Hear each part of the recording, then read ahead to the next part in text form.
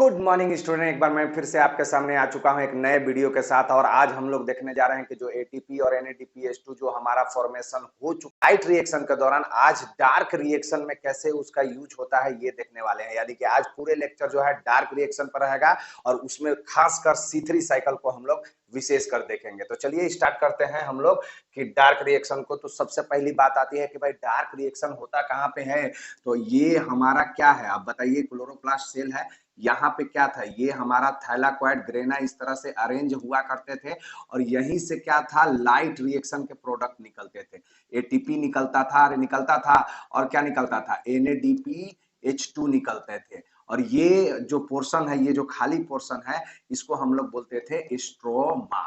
इसको हम लोग क्या बोलते थे स्टूडेंट, स्ट्रोमा। और यही स्ट्रोमा के अंदर क्या होने वाला है, डार्क रिएक्शन होने वाला है। यानी कि जब डार्क रिएक्शन स्ट्रोमा के अंदर होगा तो किसको बुलाया जाता है इस दौरान, CO2 को बुलाया जाता है। कहां से बुलाया जाता है भाई, CO2 को एटमॉस्फेयर से बुलाया जाता है। तो ये एटमॉस्फेयर से इसको बुलाया जाता है और ये आते हैं और इसी से क्या करते हैं, हमारा जो है यहाँ पे डार्क रिएक्शन चल करके और ग्लूकोज का निर्माण होता है। ग्लूकोज का निर्माण होता है। तो ये पूरे प्रोसेस को जो है हम लोग डीपली देखने जा रहे हैं। तो क्या होता है कि चलिए चलते हैं हम लोग पीछे, बैक फ्लैशबैक कहानी में। जब किसी भी साइंटिस्टों को ये बात पता नहीं था कि भाई जो जब CO2 आता है और उससे जो ग्लूकोज बनते हैं, तो CO2 को रिसीव करने वाले जो मॉलिक्यूल्स होते हैं, जो कंपाउंड्स होते हैं, वो कौन से कंपाउंड होते हैं। तो मेल्विन केल्विन साहब ने क्या किया था कि उन्होंने ग्रीन एल्गी, जिसका नाम था क्लोरेला, उसमें कार्बन 14 का यूज करके और देखा था उसमें कि जब ये CO2 आया तो उससे जो प्रोडक्ट का निर्माण हुआ था फर्स्ट बार, तो उसको ये उन्होंने क्या देखा कि 3 PGA का निर्माण हुआ था। तो 3 कार्बन के फर्स्ट स्टेबल प्रोडक्ट थे, लेकिन तो ये 3 कार्बन का बना, तो जो कार्बन आया यानी कि जो CO2 आया यहां से, तो ये तो एक कार्बन का था। तो यहाँ पे जो और जो रिसीव इसको किया होगा, जो इसको पकड़ा होगा, तो उस वो कितने कार्बन के कंपाउंड होंगे, वो होंगे 2 कार्बन के कंपाउंड। ये माना जाता था, ये शुरुआत में ये माना जाता था कि वो 2 कार्बन कंपाउंड होंगे और ये एक कार्बन उधर से आया, ये 3 कार्बन कंपाउंड 3 PGA का निर्माण कर दिया। लेकिन जब बाद में रिसर्च में ये पता चला कि नहीं भाई, ये जो है 2 कार्बन कंपाउंड नहीं होता है, ये 5 कार्बन कंपाउंड होता है और उसका क्या नाम है, RUBP, यानी कि रूबिलोज बिसफॉस्फेट इसको कहा जाता है। ये 5 कार्बन का है, इसलिए पेंटोज भी कहा जाता है और ये कीटोज शुगर ग्रुप का है। तो ये जो हमारे पास जो प्रोडक्ट है, यानी कि जो कंपाउंड है, जो इसको क्या किया है, रिसीव किया है, तो ये 5 कार्बन का है, एक कार्बन यहां से आया, तो ये 3 PGA यानी कि 3 कार्बन कंपाउंड जो बना। तो लोग कंफ्यूजन में आ गए, भाई 3 कार्बन कंपाउंड कैसे बनेगा, क्योंकि यहाँ पे तो 6 कार्बन का बात आ रहा है। तब उन्होंने ये समझा कि नहीं, ये जब RUBP जब इसको CO2 को रिसीव करता है तो 2 3 PGA का निर्माण करता है, यानी कि 2 मॉलिक्यूल्स ऑफ 3 PGA का यहाँ पे निर्माण होता है जब एक बार ये रिसीव होता है तब। तो उस समय के बाद से ये माना जाने लगा कि RUBP ही जो है वो क्या होता है, वो CO2 का प्राइमरी एक्सेप्टर होता है। कहां पे, स्ट्रोमा के अंदर। तो ये बात क्लियर हो गई होगी अब आपको। अब आगे बढ़ते हैं। अब हम लोग देखते हैं कि जो प्लांट है उसका जो प्राइमरी स्टेबल प्रोडक्ट है, यानी कि जैसे यहाँ पे प्राइमरी स्टेबल प्रोडक्ट कौन था, 3 PGA था, मेल्विन केल्विन साहब ने देखा था। तो इसी तरह से बहुत सारे जब रिसर्च हुए तो ये पता चला कि फर्स्ट स्टेबल के प्रोडक्ट के बेसिस पर प्लांट तो 2 तरह के होते हैं। ऐसे 3 तरह के हमारे नेचर में एग्जिस्ट करते हैं। एक तो C3 प्लांट, एक C4 प्लांट और एक होता है कैम प्लांट, जिसको कैम पाथवे भी कहा जाता है। ये कैम क्या है स्टूडेंट, अभी हम लोग समझेंगे। तो हम लोग ये समझ रहे हैं कि जो फर्स्ट स्टेबल प्रोडक्ट है, यानी कि CO2 को एक्सेप्ट करके जब पहला स्टेबल प्रोडक्ट का जो निर्माण होगा, तो अगर वो 3 कार्बन कंपाउंड होगा तो उसको C3 प्लांट कहेंगे। अगर उसमें 4 कार्बन कंपाउंड होगा तो उसको क्या बोलेंगे, उसको C4 प्लांट बोलेंगे। और इसमें C3 प्लांट में जो 3 कार्बन कंपाउंड होता है वो कौन सा होता है, फॉस्फोग्लिसरेट होता है। और इसमें कौन सा होता है, ऑक्जेलो एसिटिक एसिड होता है। तो इस तरह से, और ये कहां पे मिलते हैं C4 प्लांट, जिसका फर्स्ट स्टेबल प्रोडक्ट क्या है, 4 कार्बन का है। कहां पे मिलते हैं, ड्राई ट्रॉपिकल एरिया में मिलते हैं, जैसे कि सुगर केन में, और ये मेज में, सोरगम में, एक्सेट्रा यहाँ पे दिया हुआ है। उसी तरह से एक और प्लांट्स पाए जाते हैं जो कैम पाथवे को फॉलो करते हैं, और वो जस्ट लाइक C4 प्लांट ही होते हैं, क्योंकि इसके अंदर का जो फर्स्ट स्टेबल प्रोडक्ट होता है वो भी ऑक्जेलो एसिटिक एसिड ही होता है। और ये किसमें देखने के लिए मिलता है, पाइनएप्पल और एग वेब के अंदर, यानी कि जो जिम्नोस्पर्म है हमारे नेचर में एग्जिस्ट कर रहे हैं स्टूडेंट, उसके अंदर ये देखने के लिए मिलता है। तो चलिए हम लोग आगे बढ़ते हैं और देखते हैं पूरे डिटेल से जो C3 प्लांट है उसके अंदर कैसे ग्लूकोज का निर्माण होता है। फिर इसके बाद देखेंगे C4 प्लांट को हम लोग पूरे डिटेल से देखेंगे। तो C3 प्लांट के अंदर हम लोग कैल्विन साइकिल को देखने जा रहे हैं, और ये C3 साइकिल भी इसको कहा जाता है। और हम लोग इसमें कैसे ग्लूकोज का निर्माण होता है पूरे डिटेल से यहाँ पे स्टडी करेंगे। तो आप अपने ध्यान को बिल्कुल कंसंट्रेट करके एकदम इधर बनाए रखिएगा, एकदम तुरंत खत्म करेंगे और आसान शब्दों में खत्म करेंगे, लेकिन आपका कंसंट्रेशन एकदम जरूरी है। तो आइए हम लोग स्टार्ट करते हैं कि जब CO2 आएगा इन्वायरमेंट से तो क्या होगा, RUBP जो है उसको रिसीव करेगा और वाटर मॉलिक्यूल को बनाएगा। और ये जब एक साथ पाए जाते हैं तो इनको मिक्स करने के लिए एक एंजाइम होता है जिसका नाम है रूबिस्को।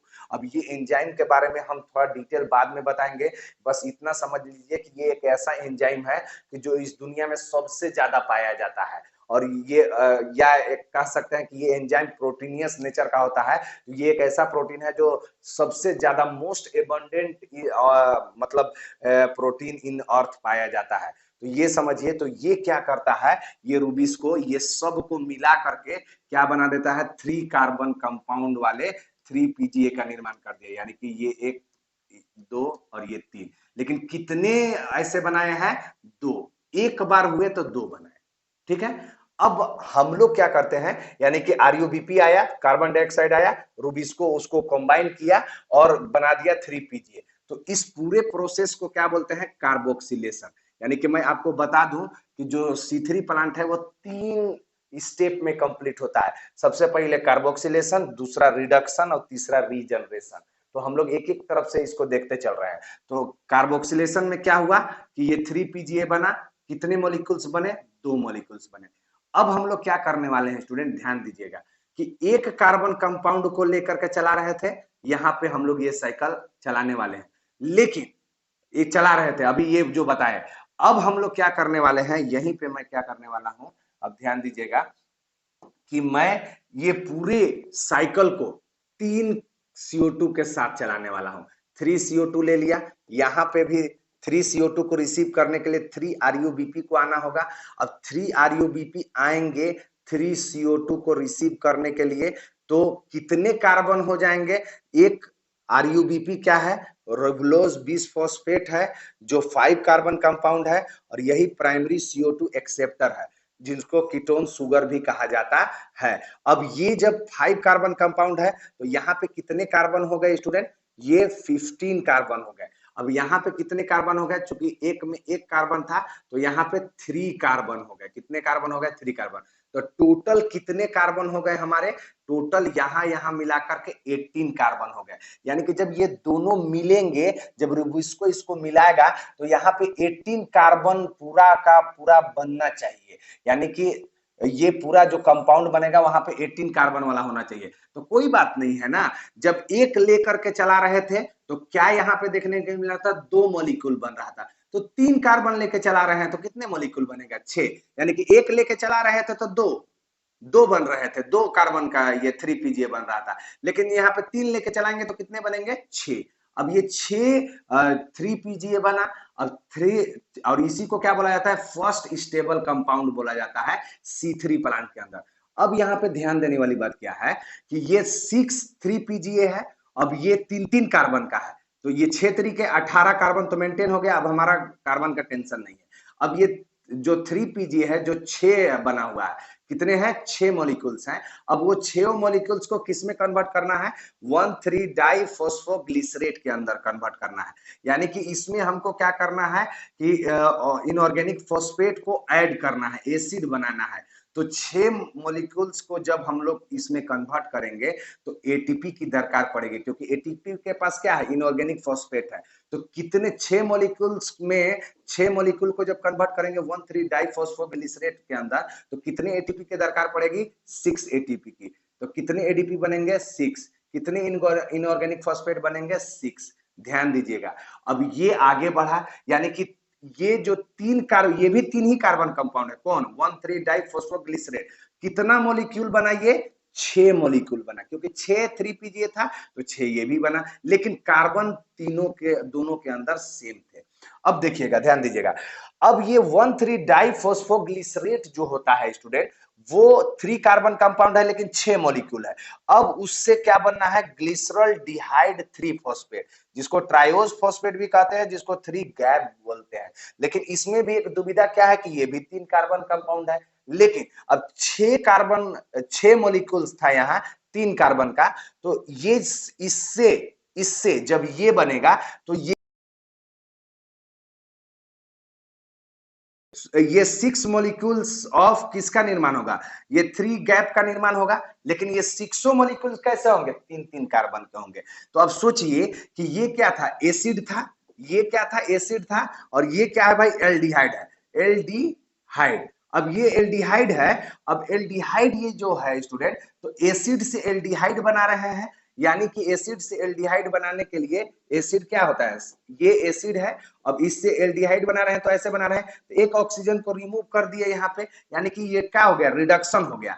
तो रिडक्शन करने के लिए अब हमको क्या करना होगा कि यहाँ से NADPH2 जो लाइट रिएक्शन के प्रोडक्ट थे उसको बुलाएंगे कि भैया आप आइए और हमको हाइड्रोजन आयन दीजिए, ताकि हम यहाँ पे क्या एल्डिहाइड का निर्माण कर सके। तो ये आते हैं एल्डिहाइड, ये NADPH2 से NADP बनाते हैं। लेकिन अब ये सोचिए कि 6 मॉलिक्यूल्स थे, 6 मॉलिक्यूल्स को इसमें कन्वर्ट करना है, तो कितने NADP के दरकार पड़ेंगे, 6। कितने NADP बनेंगे, 6। समझ में आ रहा है ना। अब साथ ही साथ 3 फॉस्फेट का निर्माण करना है, 3 फॉस्फेट का।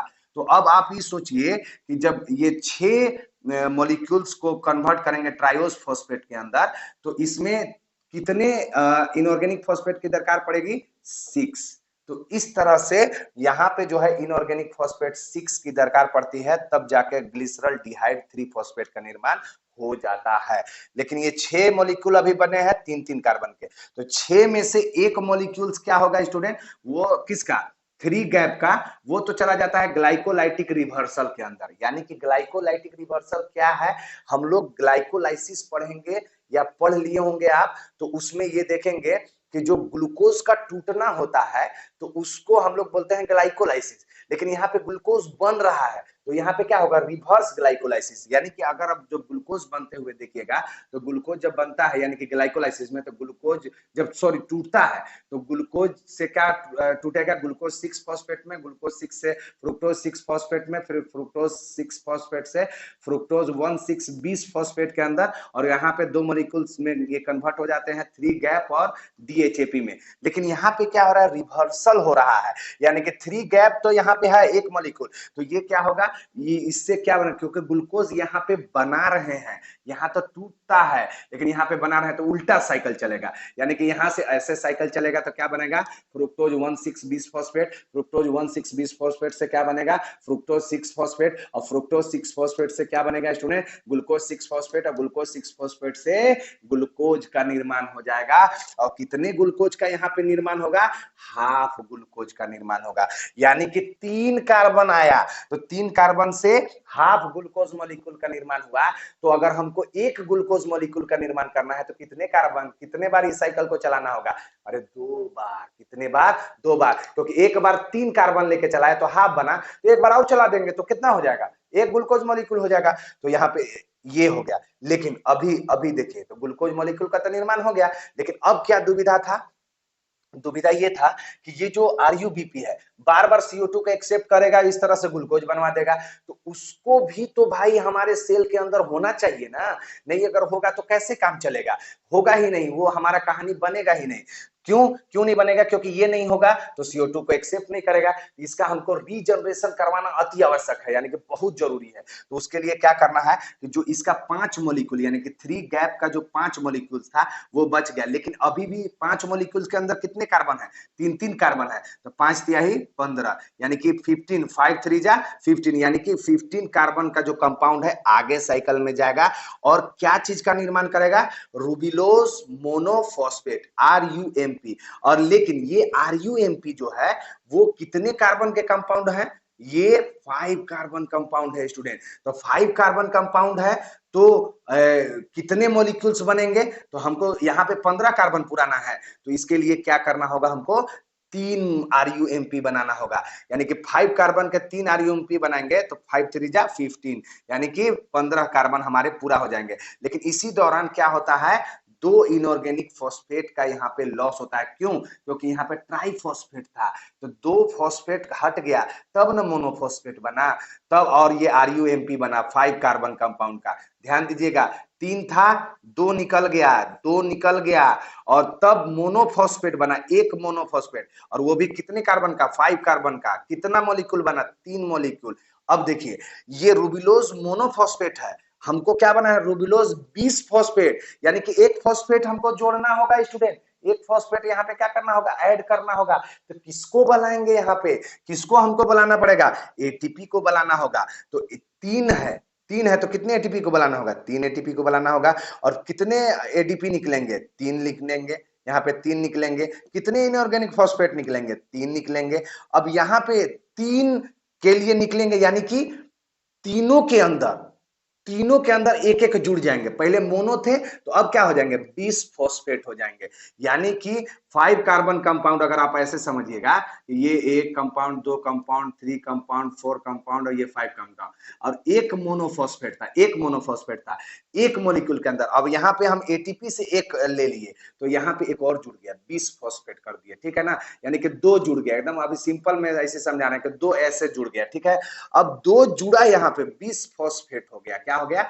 2 फॉस्फेट यहाँ पे आ गया। तो एक के अंदर ऐसे हुआ, तो अब ऐसा ऐसा 3 बनाना था, तो 3 के अंदर हमको क्या करना पड़ेगा? 3 एटीपी को बुलाना होगा जो लाइट रिएक्शन का प्रोडक्ट है। तो इस तरह से ये 3 RUBP का निर्माण करता है स्टूडेंट, और इस तरह से हमारा जो है ये पूरा साइकिल कंप्लीट होता है। और इस साइकिल के दौरान क्या हम लोगों ने देखा कि ये जो यहाँ पे जो प्रोसेस हो रहा था, NADPH2 से NADP बन रहा था, रिडक्शन हो रहा था, तो ये जो दूसरा प्रोसेस है वो रिडक्शन है। और यहाँ से जो प्रोसेस हो रहा था वो क्या हो रहा था? RUBP को बनाने का प्रोसेस हो रहा था। तो RUBP बनाने के प्रोसेस को हम लोग क्या बोलते हैं? रीजनरेशन बोलते हैं। क्या बोलते हैं? रीजनरेशन बोलते हैं। तो इस तरह से हम लोगों ने क्या देखा कि C3 साइकिल जो है कैसे होता है। तो अब देखिए यहाँ पे तो हमने बता दिया कि 3 कार्बन लिए तो हाफ ग्लूकोज मॉलिक्यूल, तो 6 कार्बन लेंगे तो एक ग्लूकोज मॉलिक्यूल। तो यहाँ पे एक ग्लूकोज मॉलिक्यूल बनाने के लिए 6 टर्न ऑफ केल्विन साइकिल चलाना होगा। इसमें 6 CO2 यूज होंगे, 3 का हम बता दिए हैं, 2 बार करोगे तो 6 हो जाएगा। और एक बार में यहाँ पे कितना? 6 NADPH2 यूज हो रहे थे, तो दोबारा मैंने 3 में 6 यूज हो रहे थे, तो 12 में कितने? अरे और 3 में कितने यूज होंगे? 6 और जुड़ेंगे तो 12 NADPH2 होंगे। अब यहाँ पे कितने एटीपी यूज हो रहे थे? यहाँ पे देख लीजिए, यहाँ पे 6 एटीपी यहाँ पे और 3 एटीपी यहाँ पे, यानी कि 9 एटीपी थे 3 कार्बन में, तो 2 बार लेंगे तो 18 एटीपी यूज होंगे। तो ये आपका इंपॉर्टेंट बात है स्टूडेंट, इसको आप ध्यान में रखिएगा अच्छे से, ताकि आपको समझ में आ सके। तो आज के इस लेक्चर को जो है, आज के इस लेक्चर को हम लोग जो है यहीं पे समाप्त करते हैं स्टूडेंट।